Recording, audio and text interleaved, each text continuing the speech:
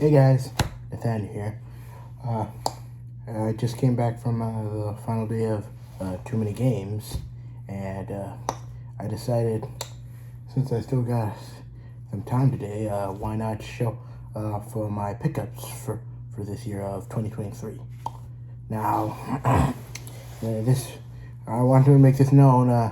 Funny thing, this would mark the first TooManyGames where I got to go to all 3 days. Now that's just wonderful for me, because you see, the first time I went back in 2017, I only got to go into the first 2 days, and me and my mom decided to leave on Sunday, but we didn't actually leave Philly until late at night, and by that time I could have just went to the con. I just find that funny. And also, you probably hear that I'm still in my hotel, and you probably hear background noise. Just kind of ignore that. It won't be too bothersome. But anyway, now that I got to go all 3 days, I'm gonna use this time to show off my collection, which you can't see all on the camera, but it's pretty big. But I think I want to start off with a few specific games I got first. This year, I decided to make a goal for myself. Since there was quite a few Metal Gear voice actors there, that was being David Hayter, Quentin Flynn, and Cam Clark, I decided to make a goal to get every Metal Gear game I could find.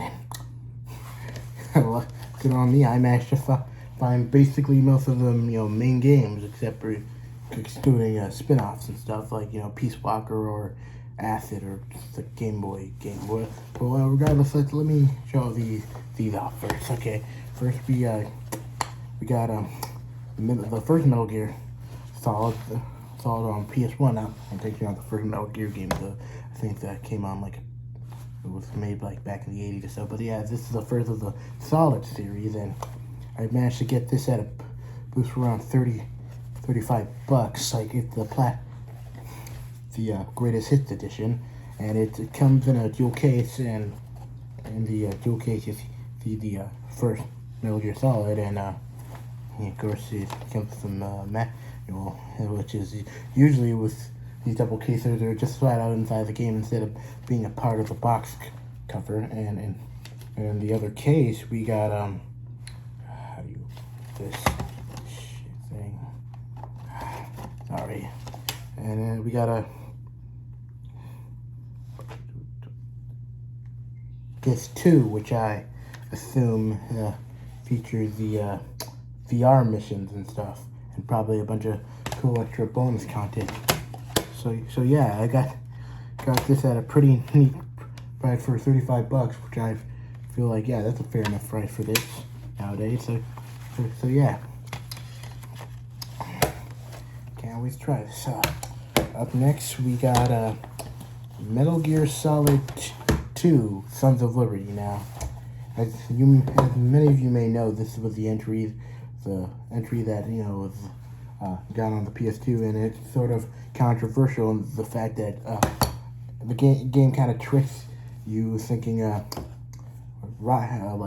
tricking you into playing as Raiden as the main character rather than Sting for the majority of it, which apparently really upset quite a few fans. But yeah, from what I've seen in this game, it looks pretty cool. So yeah, snagged it for around $12 with the manual and everything. So yeah, I can't have to wait to have some good old time with this one. Yeah. Okay, next we got Metal Gear Solid 3, Snake Eater. This is the prequel to the first two, where we play as the original Snake, and his adventures in the 60s and stuff. And so yeah, I got this one for around $14, and I definitely hear this is a fan favorite in the franchise. So I'm definitely curious to see what my thoughts are.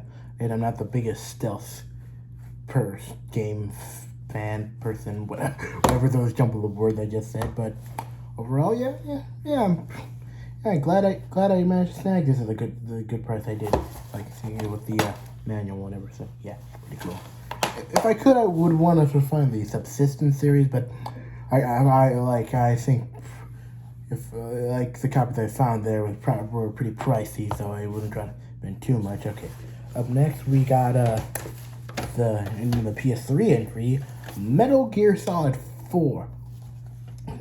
Now, funny thing, one guy I met at Connie, he said he was looking for the Metal Gear Solid game, then he said he could not find 4. I generally don't think that guy tried. Like, I managed to find multiple copies of 4 at one booth I went to, and it was like, these just had them stacked up like crazy. It's like insane. Like, yeah, so yeah, I snagged this one for around $10 with the manual and everything. And apparently, this is the entry in the franchise that is mostly like a movie, which I probably should elaborate. Like if the thing about the Metal Gear Solid franchise is they have a lot of cutscenes in the menu and not as much gameplay. And of all of them, this one has the more cutscenes than gameplay. So can't wait to totally watch this awesome little movie. funny joke. Sorry. Okay, up next we got this questionable entry, Metal Gear Solid Ground Zero. So, if you don't know, this is essentially a budget title that was essentially a little like a pricey demo where they sold to celebrate the upcoming release of the next entry in the franchise, Metal Gear Solid: The Phantom Pain. And from what I heard, it was pretty nice, but it was kind of overpriced. So I'm glad I managed to snag this copy of it for like $12. So yeah, comes the manual and everything. I'm probably gonna get a short, quaint little experience with it, but a neat one nonetheless. Yeah.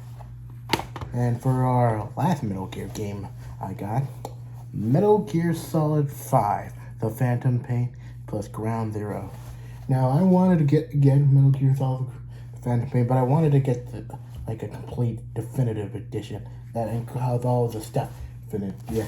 So yeah, I got this for around $25 at a vendor I went to, and yeah, as you can see, it includes Ground Zeroes, the Phantom Pain, and Metal Gear Online, which I don't know if really works anymore. It's been like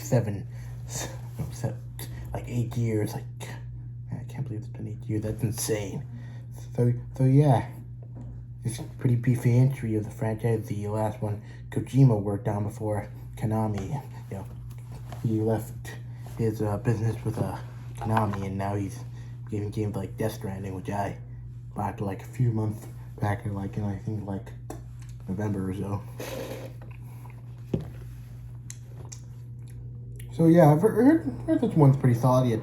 I've heard other people say it's pretty overrated, but regardless, I'm hoping I have a good time with the last entry Kojima worked on. So yeah, those are all the Metal Gear games I got.